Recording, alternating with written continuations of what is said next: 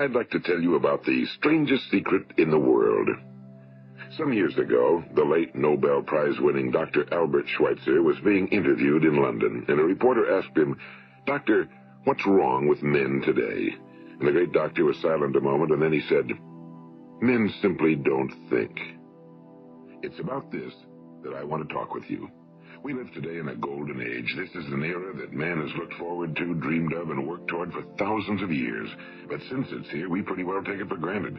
We in America are particularly fortunate to live in the richest land that ever existed on the face of the earth, a land of abundant opportunity for everyone. But do you know what happens?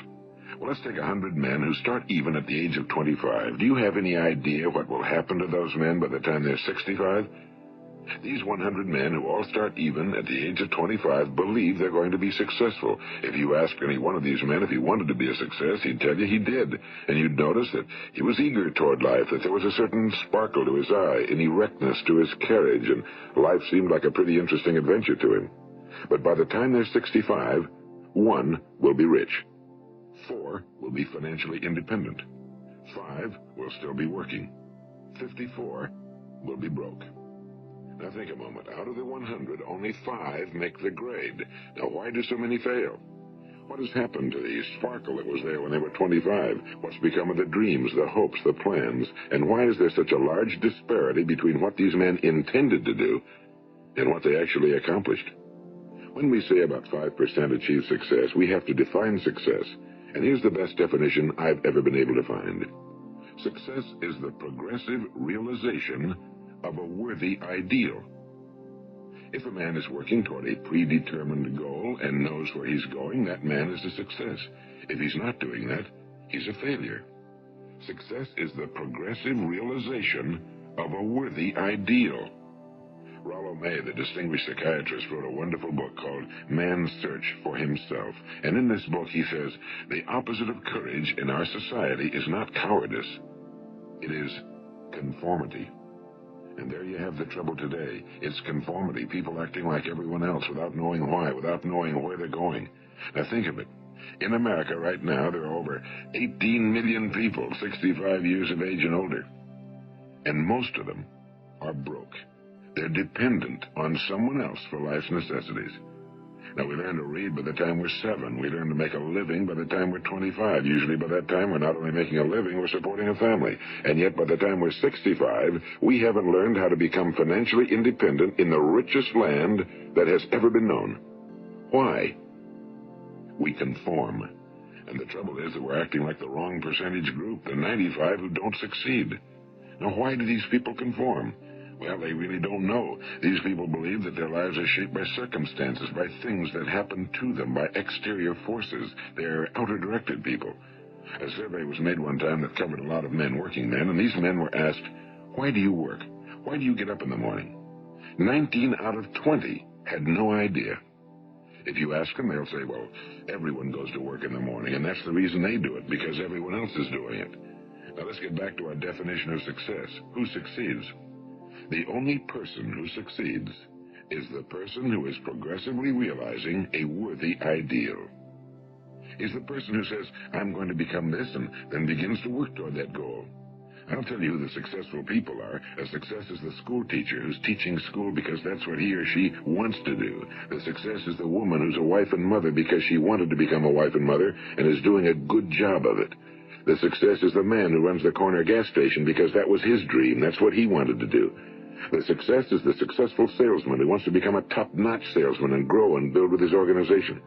A success is anyone who is doing deliberately a predetermined job because that's what he decided to do deliberately. But only 1 out of 20 does that. That's why today there isn't really any competition unless we make it for ourselves. Instead of competing, all we have to do is create. You know, for 20 years, I looked for the key which would determine what would happen to a human being. Was there a key I wanted to know which would make the future a promise that we could foretell to a large extent? Was there a key that would guarantee a person's becoming successful if he only knew about it and knew how to use it? Well, there is such a key, and I've found it. Have you ever wondered why so many men work so hard and honestly without ever achieving anything in particular, and others don't seem to work hard and yet seem to get everything? They seem to have the magic touch. You've heard them say that about someone. Everything he touches turns to gold. And have you ever noticed that a man who becomes successful tends to continue to become successful? And on the other hand, have you noticed how a man who's a failure tends to continue to fail? Well, it's because of goals. Some of us have goals, some don't. People with goals succeed because they know where they're going. It's that simple. Think of a ship leaving a harbor, and think of it with the complete voyage mapped out and planned. The captain and crew know exactly where it's going and how long it'll take. It has a definite goal.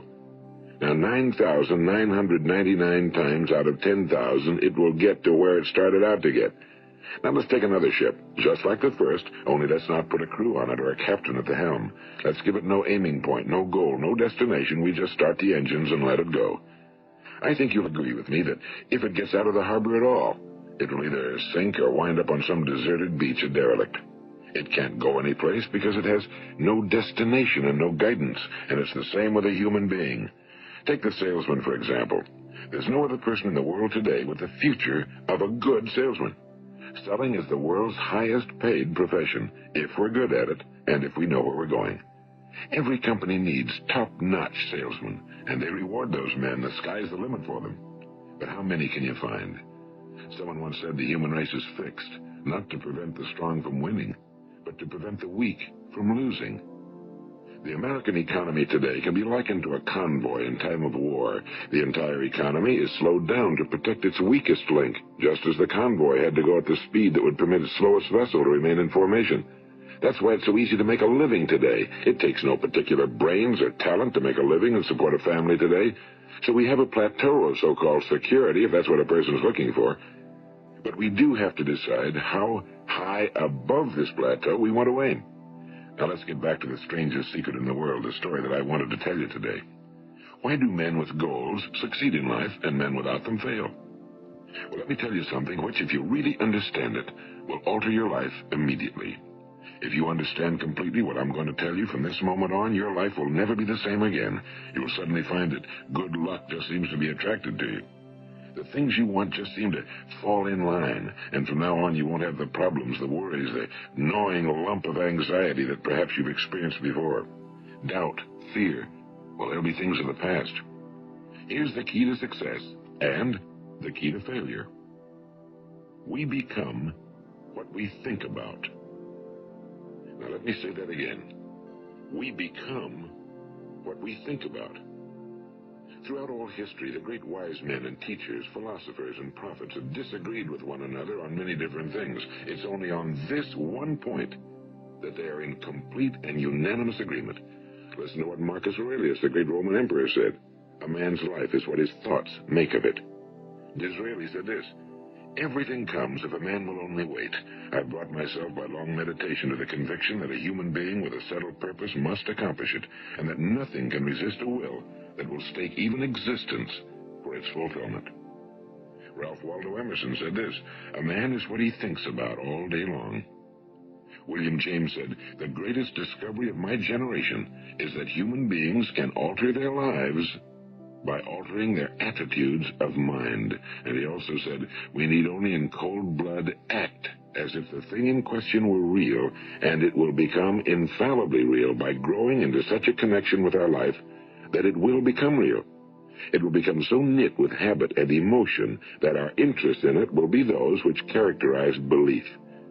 And he also said, if you only care enough for a result, you will almost certainly attain it. If you wish to be rich, you will be rich. If you wish to be learned, you will be learned. If you wish to be good, you will be good. Only you must then really wish these things and wish them exclusively, and not wish at the same time 100 other incompatible things just as strongly.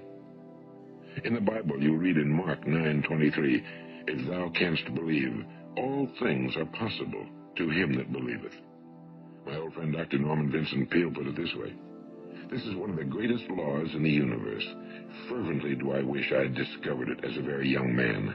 It dawned upon me much later in life, and I found it to be one of the greatest, if not my greatest discovery outside of my relationship to God. The great law, briefly and simply stated, is that if you think in negative terms, you will get negative results. If you think in positive terms, you will achieve positive results. That is the simple fact, he went on to say, which is at the basis of an astonishing law of prosperity and success. In 3 words, believe and succeed. William Shakespeare put it this way: our doubts are traitors and make us lose the good we oft might win by fearing to attempt. George Bernard Shaw said, people are always blaming their circumstances for what they are. I don't believe in circumstances. The people who get on in this world are the people who get up and look for the circumstances they want, and if they can't find them, make them.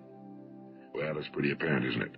And every person who discovered this for a while believed that he was the first one to work it out. We become what we think about.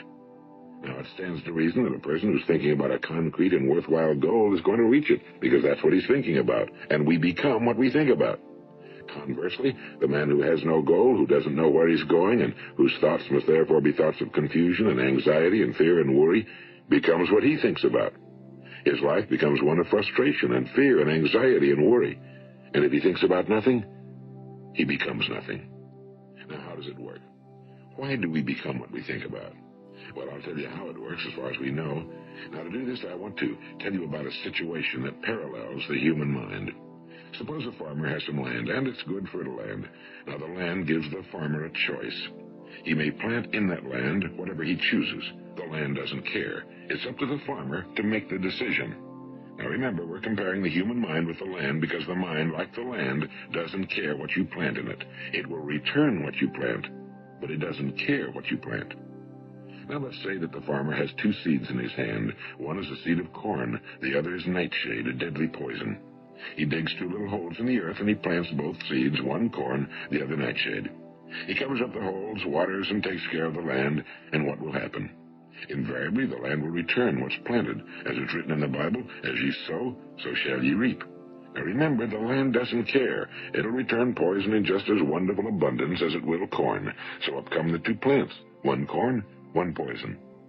Now, the human mind is far more fertile, far more incredible and mysterious than the land, but it works the same way. It doesn't care what we plant. Success, failure.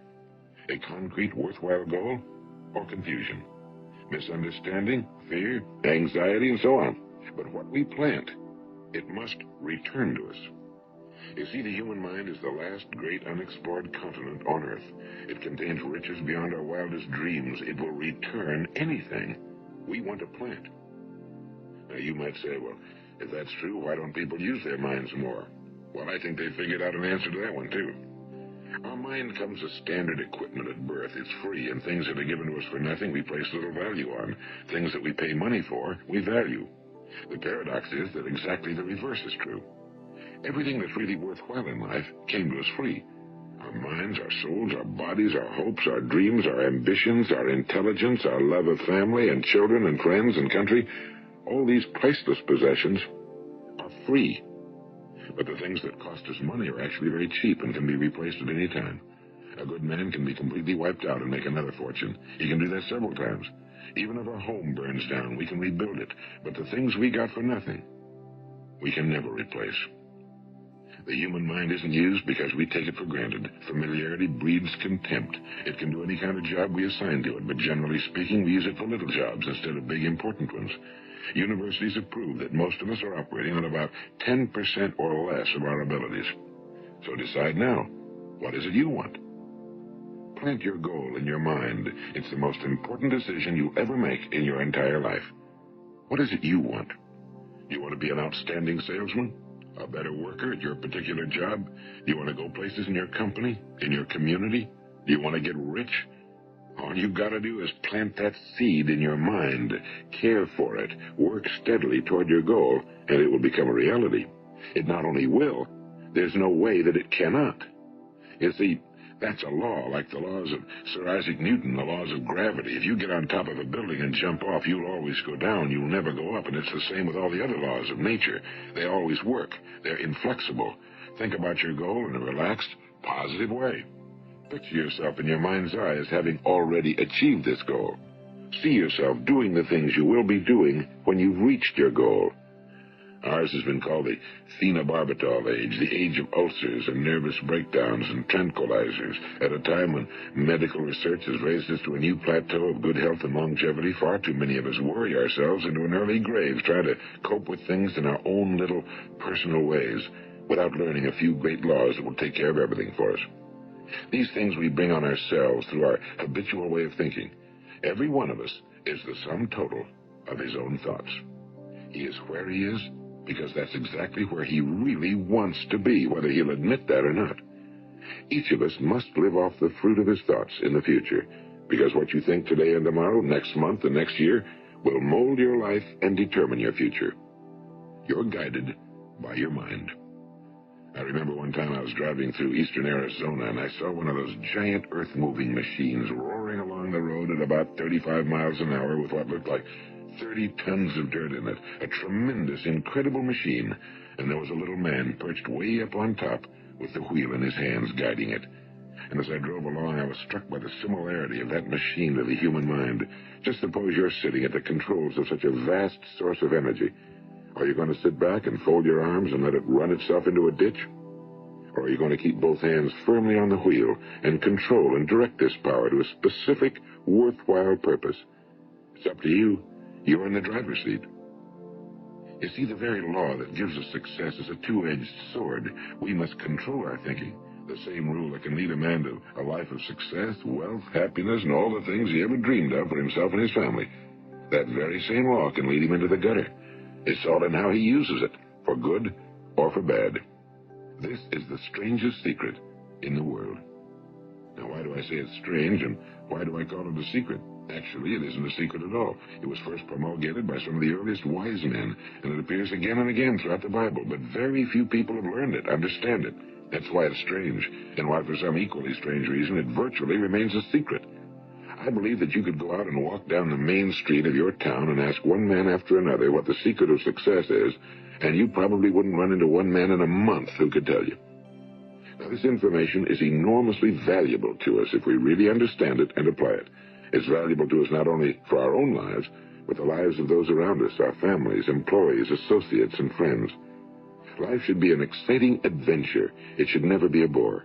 A man should live fully, be alive. He should be glad to get out of bed in the morning. He should be doing a job he likes to do because he does it well. One time I heard Grove Patterson, the great late editor-in-chief of the Toledo Daily Blade, make a speech, and as he concluded his speech, he said something I've never forgotten. He said, "My years in the newspaper business have convinced me of several things. Among them, that people are basically good, and that we came from someplace, and we're going someplace. So we should make our time here an exciting adventure. The architect of the universe didn't build a stairway leading nowhere." And the greatest teacher of all, the carpenter from the plains of Galilee, gave us the secret time and time again. As ye believe, so shall it be done unto you. I've explained the strangest secret in the world and how it works. Now, on this side, I want to explain how you can prove to yourself the enormous returns possible in your own life by putting this secret to a practical test. I want you to make a test that will last 30 days. It isn't going to be easy, but if you'll give it a good try, it will completely change your life for the better. Now, back in the 17th century, Sir Isaac Newton, the English mathematician and natural philosopher, gave us some natural laws of physics which apply as much to human beings as they do to the movement of bodies in the universe. And one of these laws is that for every action, there is an equal and opposite reaction. Simply stated, as it applies to you and me, it means we can achieve nothing without paying the price. The results of your 30-day experiment will be in direct proportion to the effort you put forth. To be a doctor, you must pay the price of long years of difficult study. To be successful in selling, and remember that each of us succeeds to the extent of his ability to sell. Selling our families on our ideas, selling education in schools, selling our children on the advantages of living the good and honest life, selling our associates and employees on the importance of being exceptional people. To, of course, the profession of selling itself. But to be successful in selling our way to the good life, we must be willing to pay the price. And what is that price? Well, it's many things.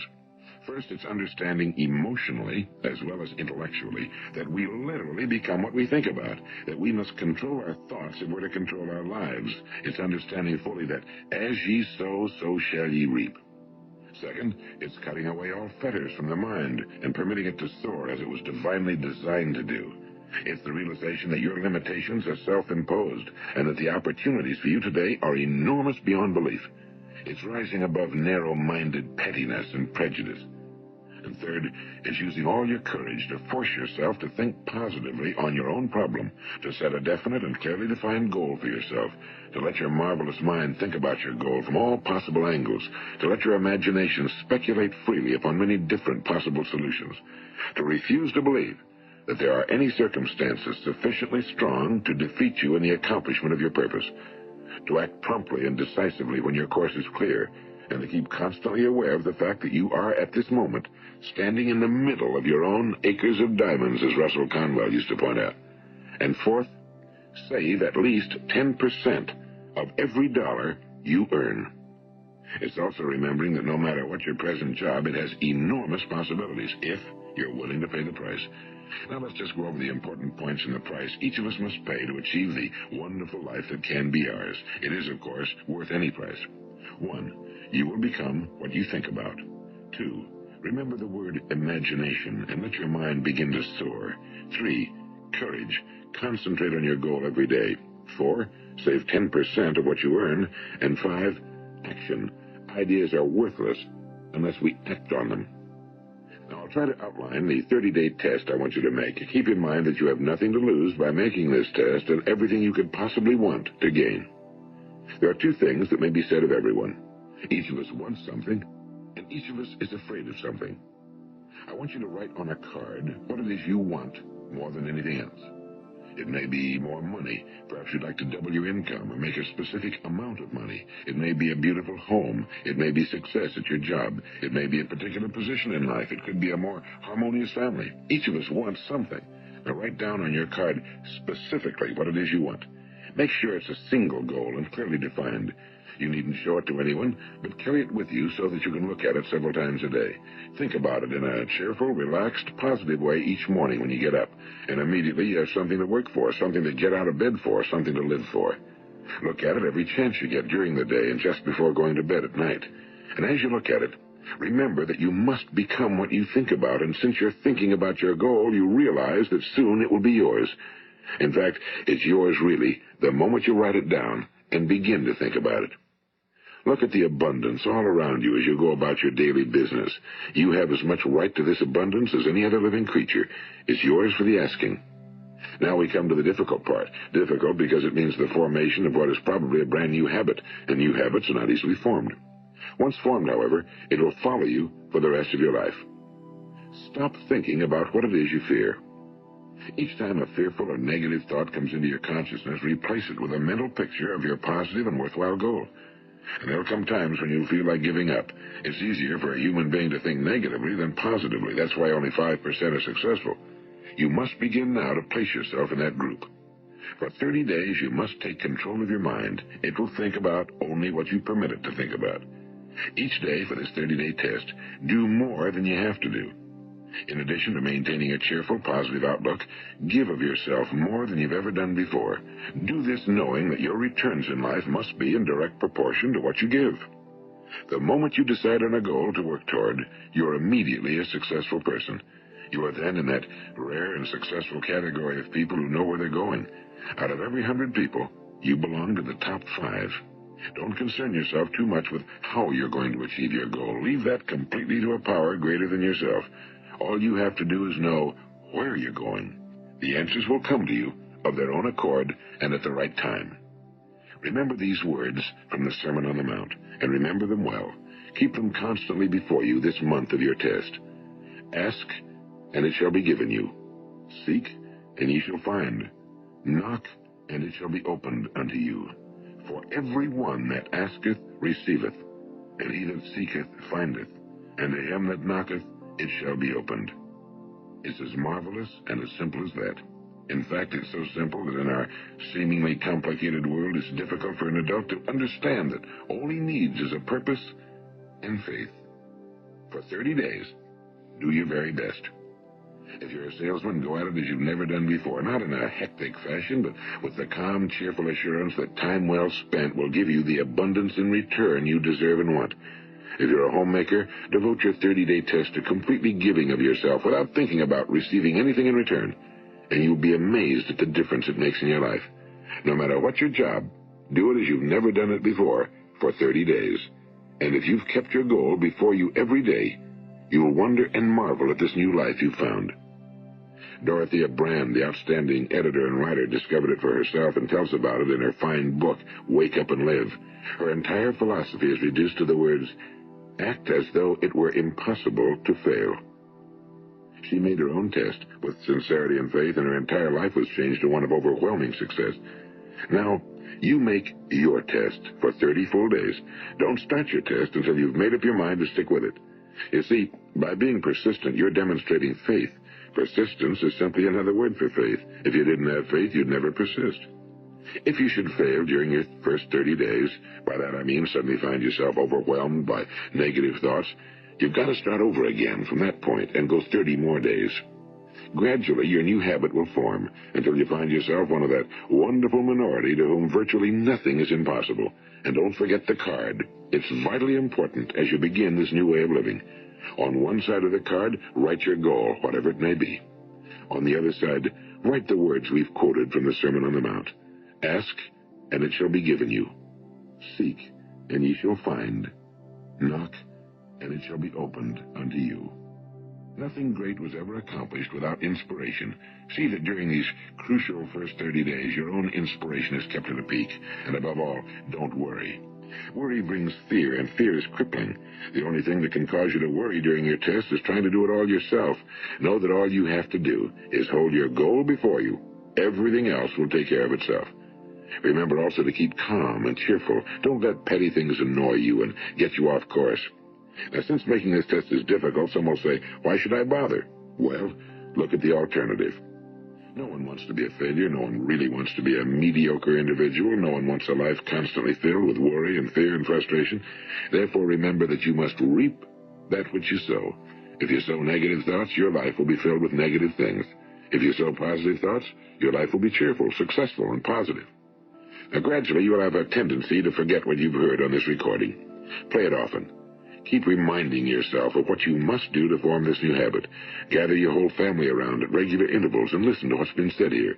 You know, most men will tell you that they want to make money without understanding the law. The only people who make money work in a mint. The rest of us must earn money. This is what causes those who keep looking for something for nothing or a free ride to fail in life.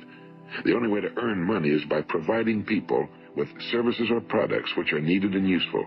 We exchange our time and our product or service for the other man's money.